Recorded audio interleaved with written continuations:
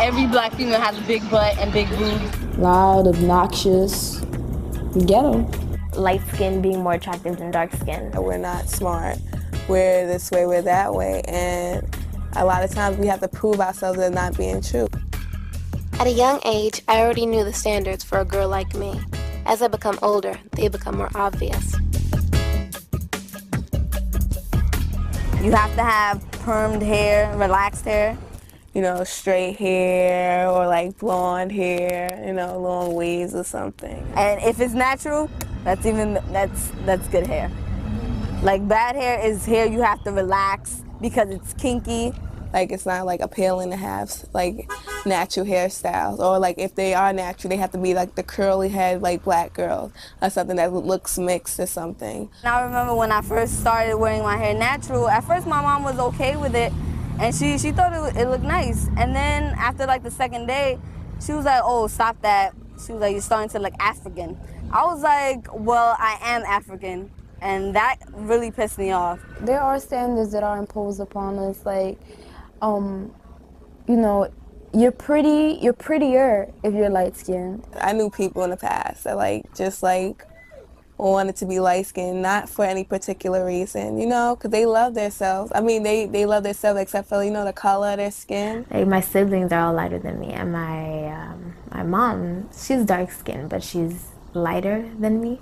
So like I noticed, and I was like, hey, how come I'm the darkest, and you know everybody else is so light? And I don't know. Since I was younger, I also considered being lighter as a form of beauty, or you know, beautiful than being dark skinned. So I used to think of myself as being ugly because I was dark skinned.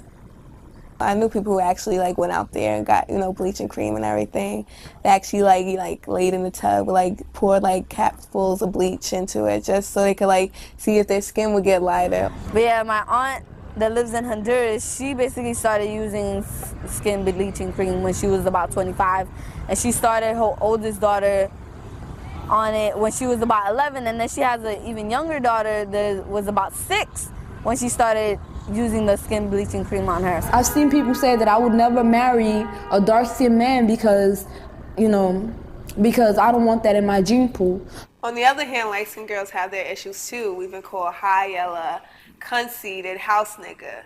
I feel like both sides have their issues. I guess I sort of felt like there was not any attention towards me because of maybe my skin color, or because my hair was kinky, or you know, just basically that. Or even when I was younger, say there was I don't know, a doll. I used to have a lot of dolls, but most of them were just white dolls with long straight hair that I would comb, and I would be like, oh, I wish I was just like this Barbie doll.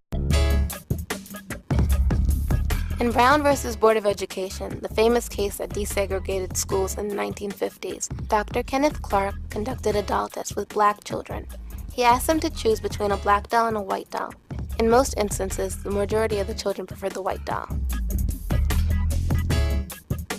I decided to reconduct this test as Dr. Clark did to see how we've progressed since then. Can you show me the doll that you like best, or that you'd like to play with? This one. I like that one.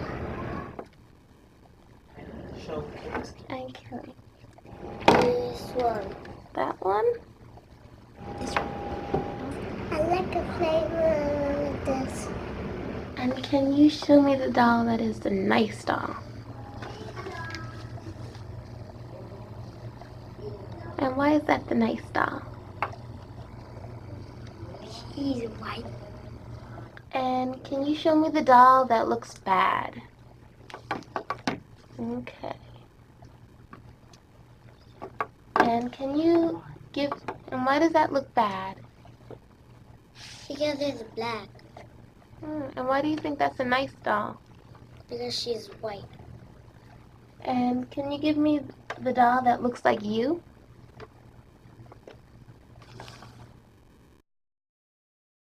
"15 out of the 21 children preferred the white doll. Our ancestors came to this country and they were pretty much ripped out of their culture. You know, they couldn't speak their language. They couldn't, you know, they couldn't be themselves. They had to be like what everybody else told them to be. When you don't know where you're from and you don't know what country you're from, all you know is basically you're from Africa, that's all you're given, I feel like it brings on like a lot of ignorance, and it builds a lot of anger. I've seen it build a lot of anger in a lot of black young females. Like, I don't know, they feel like because they feel like they have a right to disown any kind of, you know, African roots. I think for a black girl in general, it's like you're missing a piece of you, you know?